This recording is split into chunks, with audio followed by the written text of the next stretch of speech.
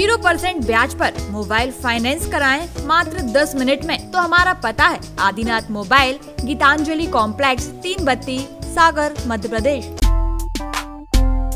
MP के बैतूल में पूरी यात्री बसें नहीं चलने से यात्री परेशान हैं। कोरोना को लेकर लगाए गए लॉकडाउन के बाद बंद हुई यात्री बसें अनलॉक होने के बावजूद भी खड़ी हुई नजर आ रही हैं। बैतूल से लगभग 300 बसें चलती हैं, लेकिन फिलहाल 32 बसें ही चलाई जा रही हैं, जिसके बाद लंबे रूट और अंतर्राज्यीय बसें बंद होने से यात्री परेशान हैं। बस ऑपरेटर अपनी समस्याएं बता रहे हैं, जिसके कारण वे बसें चालू नहीं कर रहे हैं। बस ऑपरेटरों का कहना है कि पिछले साल और इस साल जब बसों का सीजन रहता है तब लॉकडाउन लग गया था और उसके बाद बारिश में बस चलाना घाटे का काम होता है। इसको लेकर सरकार से 1 साल का टैक्स माफ करने की मांग की है। जब तक टैक्स माफ नहीं होता तब तक बसें नहीं चलाएंगे। बस ऑपरेटरों का कहना है कि डीजल के भी दाम बढ़ गए हैं और ऐसे में यात्री किराया नहीं बढ़ा तो बस चलाना मुश्किल हो जाएगा। वहीं बाहर जाने वाले लोगों को ज्यादा परेशानी उठानी पड़ रही है। बैतूल आरटीओ रंजना कुशवाहा का कहना है कि बस ऑपरेटरों का जो मुद्दा है वो नीतिगत मुद्दा है। सरकार को अवगत करा दिया गया है कि बस ऑपरेटर टैक्स माफ करने की मांग कर रहे हैं। वहीं उनसे कुछ बसें चलाने की मांग की है। राधेश्याम गौड़, नागपुर नहीं है बोलते ना, अभी बोल रहे गाड़ी की नहीं है तो क्या बात करेंगे इसके आगे। क्या होता है यहाँ पड़े बस ट्रेन में, और क्या करेंगे। नहीं, पहली बार आए, देखेंगे अब क्या करेंगे। पड़े आएंगे, देखेंगे गाड़ी आएंगे तो भी जाएंगे, पैदल तो आएंगे नहीं नागपुर। अब देखते रेलवे में देखते जाते हैं। प्रवीण यादव, जबलपुर। पिछले 10 दिनों से यहाँ डेली चक्कर काट रहा हूँ। सुनने में आ रहा 12 तारीख को बस है, 13 को है। 8-10 दिन हो गए, 8-10 दिन से डेली चक्कर काट रहा हूँ। गाड़ी का कोई साधन है नहीं। प्राइवेट गाड़ी वालों से पूछा तो 5-7 हज़ार रुपये बोलते जाते। गाड़ी चालू होने को ना परेशानियाँ हो रही, तो ये क्या करना है, गवर्नमेंट कुछ करे। गाड़ियों को बता दें 8-12 को आएंगे, 13 को आएंगे। मेरा नाम विकास आर्य है। मेरे पास 14 बसें हैं, जिसमें से 2 बस चालू है। बैतूल बस स्टैंड से प्रतिदिन 300 बसों से ऊपर संचालित होती है बसें। बैतूल ज़िले की और बैतूल से जो बाहर से आती हैं वो लगभग बैतूल ज़िले से 300 बसें संचालित होती हैं रोज़ की स्थिति में 30-32 बस संचालित है। टैक्सेस का ये है, शासन से हमने मांग रखी है कि कम से कम 1 साल का टैक्स माफ़ किया जाए। उसका कारण ये है कि पिछले साल भी हम लोगों का जो सीज़न रहता है कमाई का, वो सीज़न में भी पूरा लॉकडाउन गया। शादी वगैरह और जो भी चीज़ें होती सीज़न में हम लोग की जो इनकम होती है वो मार गई। उसके बाद फिर बरसात में हमने घाटे में गाड़ी चलाई और घाटे से उभरे भी नहीं थे कि फिर मार्च से ने अप्रैल से लॉकडाउन कर दिया हमारे इस सीज़न में। तो हमारे 2-2 सीज़न चले गए। अब हमारे पास लगाने के लिए पैसे नहीं है। अब क्या है कि शासन से इसलिए हम लोग ने मांग रखी है कि आने अब 4 महीने की बरसात है, उसमें भी धंधे हम लोग के घाटा में जाते हैं हर साल। तो अब वो हमारे पास पैसे नहीं है तो हम कैसे टैक्स भरें और जो बरसात में गाड़ियाँ चलाएं। और डीजल हो गया 95-100 रुपये के लीटर। 56-58 रुपये डीजल था जब किराया बढ़ा था। उसके बाद 76 रुपये, 74 या 76 रुपये हुआ। तो अभी लॉकडाउन में 25% गवर्नमेंट ने किराया बढ़ाया था। उसके बाद फिर 98 रुपये डीजल हो गया है। तो डीजल का भी रेट बढ़ना चाहिए।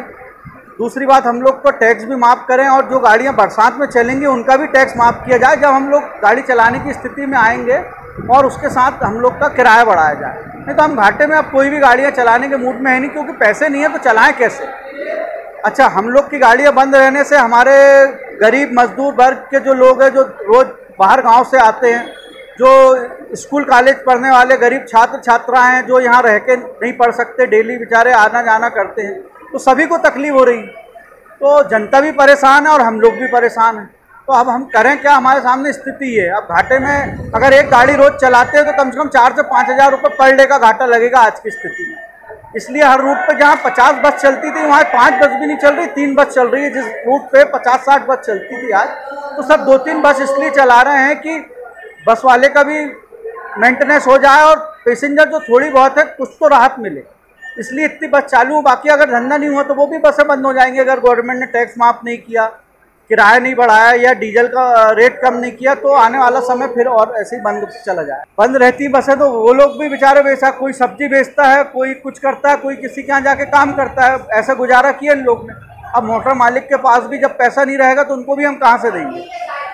तो इस लॉकडाउन में तो बेचारे हमारे स्टाफों ने, ड्राइवर, कंडक्टर, हेल्परों ने, कोई ने खेत पे काम किए, कोई ने सब्जियां बेची, कोई ने कुछ किया, मतलब इस तरीके से उन्होंने अपना भी जीवन यापन करा। मेरी जो अपने बैतूल के बस मालिक हैं उनसे भी बात हुई है और शासन स्तर पर बात हुई है, क्योंकि ये नीतिगत मुद्दा है। इनको टैक्स माफ़ चाहते हैं। ये जो लॉकडाउन की अवधि थी या पिछले 3 महीने की अवधि के लिए ये लोग टैक्स माफ़ चाहते हैं, तो शासन स्तर पर नीति निर्धारण का विषय है।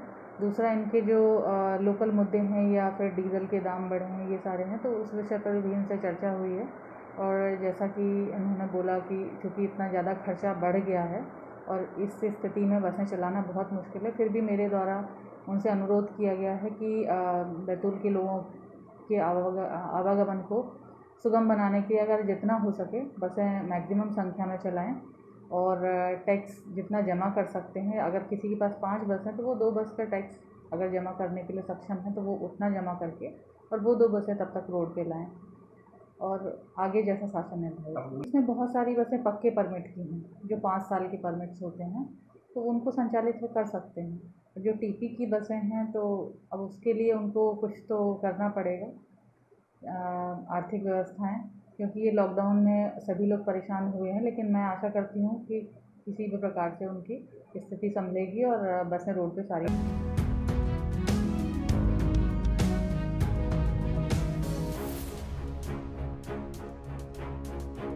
बैतूल से महेश चंदेल, सागर टीवी न्यूज। 0% ब्याज पर मोबाइल फाइनेंस कराएं मात्र 10 मिनट में। Adinath mobile, Gitanjali complex, Vivo, Oppo, Samsung, Realme, MI सभी मोबाइलों की अनुपम श्रृंखला उचित रेट पर उपलब्ध है। Charger, earphone, Bluetooth, glass guard, back cover, संपूर्ण मोबाइल एसेसरीज एवं रिपेयरिंग। तो हमारा पता है आदिनाथ मोबाइल, गीतांजलि कॉम्प्लेक्स, 3 बत्ती, सागर, मध्य प्रदेश। हमारे नंबर हैं 9993723214, 8770621235।